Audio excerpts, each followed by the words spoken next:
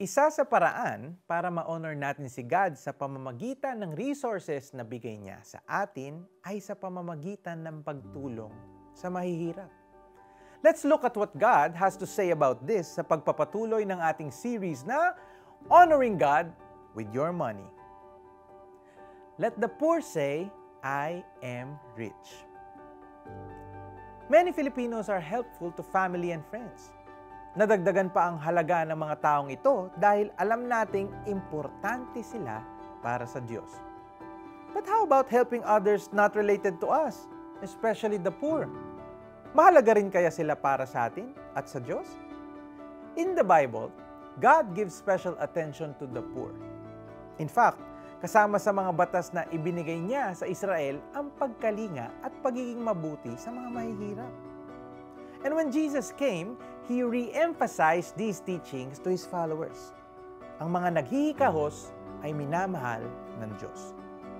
Kung kalooban at kautusan ng Panginoon ang pagpapala sa mga mahihirap, it is therefore a crucial part of our faith and obedience to Him. When we give to the poor, we're doing the will of God. When we do good to them, we're honoring the Lord. Our generosity, especially toward the needy who can't give back, is one of the purest expressions of our devotion to Jesus. Ipanalangin natin na palagi tayong pagpalain ng Diyos para tayo naman ay maging pagpapala rin sa mga nangangailangan. Sabi nga po sa 2 Corinthians 9:11, you will be made rich in every way so that you can be generous on every occasion. Dahil kalooban po ng Diyos ang pagbibigay sa mahihirap, hindi niya rin papabayaan ang mga tumutulong sa kanila. Kaya tulong lang po tayo. At kahit sino sa atin na nasa kahirapan ay napapayaman ng pagmamahal ng kapwa at ng Diyos. Let the poor say, I am rich. Pray po tayo.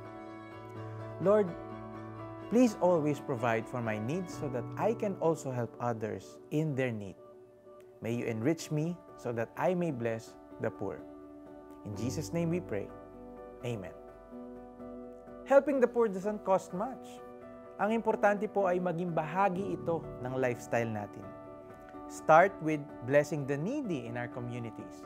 Provide drinking water for the pedicab drivers. Suportahan ang mga maliliit na tindahan at negosyo sa barangay.